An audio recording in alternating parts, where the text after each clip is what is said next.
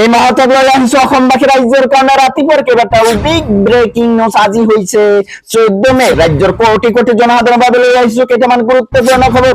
সরকার গঠনের পিছতে হাহাকার লাগিছে বেদখলকারী মাজত যিকোনো মুহূর্তত রাজ্যত চলিব সর্ববৃহৎ উচ্ছেদ তালিকা চাই এটা এটা কৈ লোৱা হব অ্যাকশন।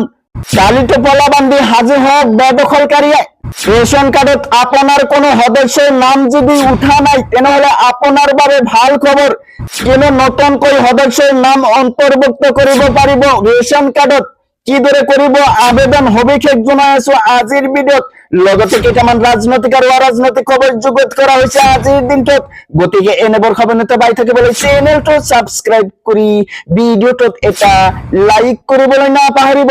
হয় বন্ধু বান্ধৱীসকল, আজি আমাৰ প্ৰথমটো খবৰ খুবই গুৰুত্বপূৰ্ণ খবৰ।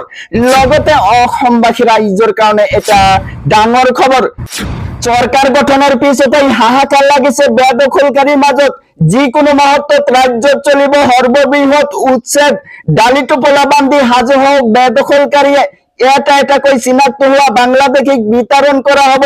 পশ্চিমবঙ্গের যেতিয়ার পরা কাটা তারের বের হব আমার সীমান্ত সুরক্ষিত হব।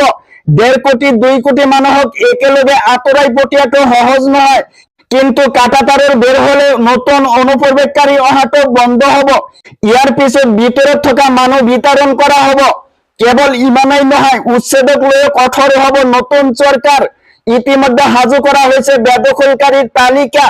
যোৱাবাৰ 1.5 লাখ বিঘা ভূমি বেদখল মুক্ত করা হয়েছিল, এইবার 5 লাখ বিঘা ভূমি বেদখল মুক্ত করার লক্ষ্য সরকারের। তার পিছত জানাইছে আমার দ্বিতীয়টা খবর খুবই গুরুত্বপূর্ণ খবর। লগতে অসমবাসী রাইজৰ কাৰণে এটা ডাঙৰ খবৰ। রেশন কার্ড নথকা লোকসকলের বাবে শীঘ্রই আহিব ভাল খবর। আজি এই হাজু কৰক রেশন কার্ডের বাবে যাবতীয় নথিপত্র। যদি আপনার পরিয়ালের কোনো সদস্যৰ নাম অন্তর্ভুক্ত হওয়া নাই কিদৰে কৰিব আবেদন। পোনপ্ৰথমে আপুনি অসম চৰকাৰৰ ৰাজহুৱা বিতৰণ ব্যৱস্থা অফিচিয়াল পোর্টেললৈ যাব লাগিব। নতুন নাম যোগ কৰিবলৈ নিৰ্ধাৰিত আবেদন পত্ৰখন বাছনি কৰক। আবেদনকারীর ঘরের মুরব্বীর হইতে নতুন সদস্যজনের সম্পর্ক স্পষ্টকৈ উল্লেখ কৰিব লাগিব। নতুন সদস্যজনের আধার কার্ডের কপি থাকাটো বর্তমান বাধ্যতামূলক। সদস্যজনের জন্মের প্রমাণপত্র বা ভোটার পরিচয় পত্রের প্রয়োজন হব। যদি কোনো মহিলা বিয়া হয়ে ঘর লৈ আহিছে তেন্তে তেওঁৰ আধার রেশন কার্ডের পৰা নামকৰ্তন কৰা প্রমাণপত্র লাগিব। পৰিয়ালৰ মূল রেশন কার্ডখনৰ এটা ফটোকপি আবেদনের হইতে জমা দিব লাগিব। আবেদনের পত্রখনত নতুন সদস্যৰ নাম, বয়স আৰু পিতৃ মাতৃৰ নাম শুদ্ধকৈ লিখিব লাগিব। পৰিয়ালৰ মুৰব্বীৰ শেহতীয়া পাসপোর্ট সাইজ ফটো এখনৰ প্ৰয়োজন হ'ব।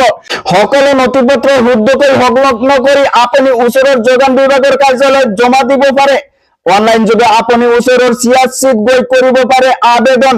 সংশ্লিষ্ট বিভাগীয় বিষয়ৰ দ্বাৰা আপোনাৰ নথিপত্ৰসমূহ পৰীক্ষা কৰা হ'ব। সকলো তথ্য সঠিক থাকিলে অতি কম দিনের ভিতরতে নতুন সদস্যৰ নাম কাৰ্ডখনত অন্তর্ভুক্ত হব।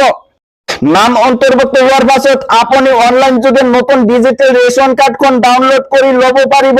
তো বন্ধুসকল, আজিৰ মূল ভিডিঅ'ত এইখিনি ইনফরমেশন দিব লগা আছিল। ভিডিঅ'টো ভাল লাগিলে চেনেলটো সাবস্ক্রাইব কৰিবলৈ নাপাহৰিব। আৰু যদি ফেসবুকত চাই আছে তেনেহলে পেজটো ফলো কৰি লগত থাকিব। Thank you for watching my full ভিডিঅ'।